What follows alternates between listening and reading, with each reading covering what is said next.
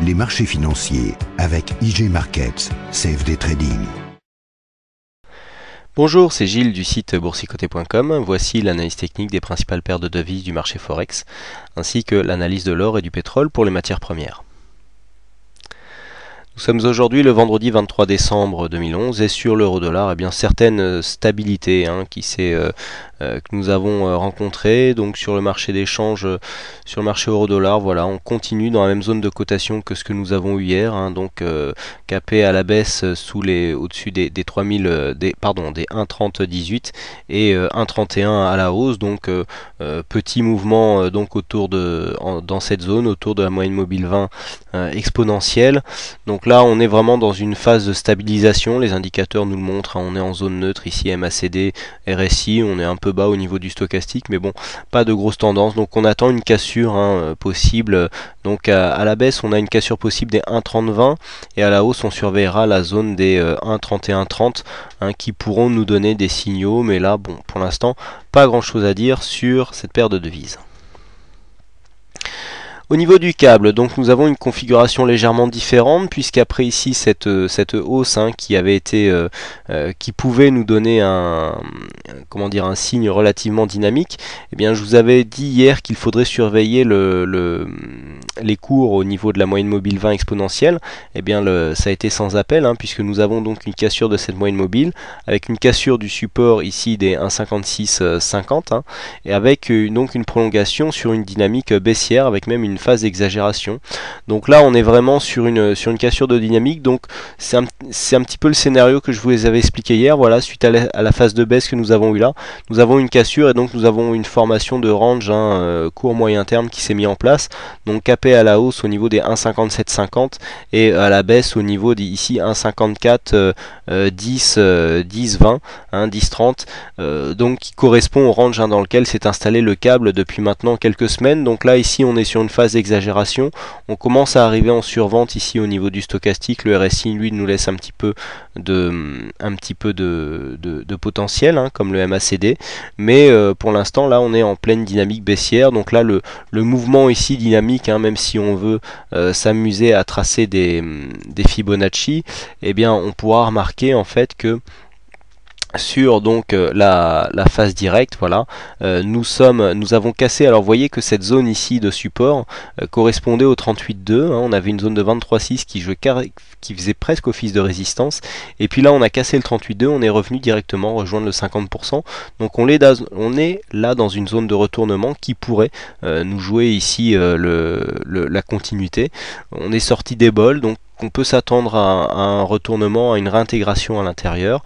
Idem, on est sorti de la bande verte, donc là on a une phase d'exagération que l'on peut jouer. Alors au niveau des indicateurs, c'est moins beau par contre, mais bon, on peut ici jouer la réintégration temporaire avant. Alors soit une continuité, et dans ce cas-là on casserait les 1,5584 qui correspondent au 61,8, et donc normalement on confirmera en cas de cassure ici de cette zone, le range court moyen terme. Par contre ici, si nous venions à nous retourner à 61,80 et à remonter ici d'une manière assez dynamique vers la zone des 1,5750, on pourra avoir une cassure dans ce cas-là qui pourrait être un peu plus pérenne et qui pourrait relancer une tendance haussière. Vous voyez que si on trace ici, si on fait une projection ici des précédents plus bas que nous avons rencontrés ici sur cette dynamique, eh bien on peut très bien revenir se retourner ici dans cette zone des 61,8 pour donc repartir à l'assaut donc de cette fameuse résistance et donc imprimer une tendance haussière. Donc ici ça sera la zone des 1,5580 qu'il faudra surveiller. Sur le dollar yen, bon, très peu de choses, on reste ici dans le haut du range, on était sous la résistance ici, je vous avais indiqué qu'on pouvait avoir une possible cassure, mais que vous voyez le MACD commençait à hésiter. Bon voilà, on était suracheté au niveau du stochastique, on redescend légèrement, on reste ici coincé entre la moyenne mobile et la résistance, toujours très peu de volatilité, puisqu'on a oscillé entre 78 et 78,20, donc dans la nuit, vraiment très peu de choses à faire, 20 pips de volatilité, bon, toujours peu de choses à faire sur cette devise. Une cassure ici des 78,20 pourrait relancer un petit cycle haussier, mais vous voyez que les cycles haussiers sur cette devise ne sont jamais très très longs actuellement. On continue donc avec la matière première et donc l'or. Donc l'or qui se stabilise lui aussi aujourd'hui, hein, puisqu'après ici une phase baissière avec une consolidation qui est venue tester les 38,2, et bien nous nous stabilisons autour des 23,6. Donc pour l'instant pas de tendance affirmée. Vous voyez qu'ici la phase de consolidation qui a suivi cette phase de hausse s'est fait sur une certaine platitude, hein, puisqu'on est venu ici consolider horizontalement. Là le MACD est totalement à l'équilibre, le stochastique légèrement au-dessus de sa zone de survente, le RSI est totalement en zone neutre. Donc là un peu pareil, un peu comme sur l'euro-dollar, on attend une tendance, on oscille ici autour, légèrement au-dessus des 1600 dollars l'once, et on attend une tendance. Vous voyez comment les Bollinger se sont resserrés, hein, par rapport à ce que nous avions ici lorsque nous étions en phase dynamique. Là on a vraiment très peu d'écart, hein, donc on a 26 dollars d'écart sur cette zone entre les Bollinger. C'est dire le peu de volatilité, hein, qu'il y a sur l'or actuellement. On attendra donc qu'une dynamique se mette en place avant de prendre position et d'essayer de suivre la tendance. Et puis enfin sur le pétrole, donc là on assiste à on est toujours, hein, sur cette dynamique haussière. Alors je vous replace un petit peu le contexte, on est toujours sur cette sortie ici de biseau d'élargissement.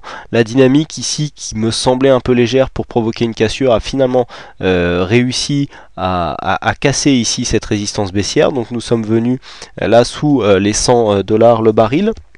A priori il reste un petit peu dynamique, mais vous voyez qu'on a cassé le support que je vous avais indiqué hier. Vous voyez qu'on est cassé, on est revenu le chercher ici comme une résistance, et là on est en train de s'écarter. Donc là je pense que sous l'effet des 100 dollars, on devrait connaître un petit mouvement de consolidation avant de confirmer. C'est possible, hein, puisqu'il y a des événements il y a des événements et donc des éléments géopolitiques qui peuvent venir étayer une possible hausse de l'or, hein, notamment du pétrole, hein, notamment ce qui se passe en Iran. Ça peut aider le pétrole à continuer à monter, et donc ça pourrait expliquer l'objectif, hein, que je vous avais signalé. Donc on reporte ici l'amplitude que nous avons sur la dernière transversale du biseau d'élargissement, que l'on reporte donc sur la clôture, et sur la cassure, et donc on obtient un objectif entre 103 et 104 dollars le baril.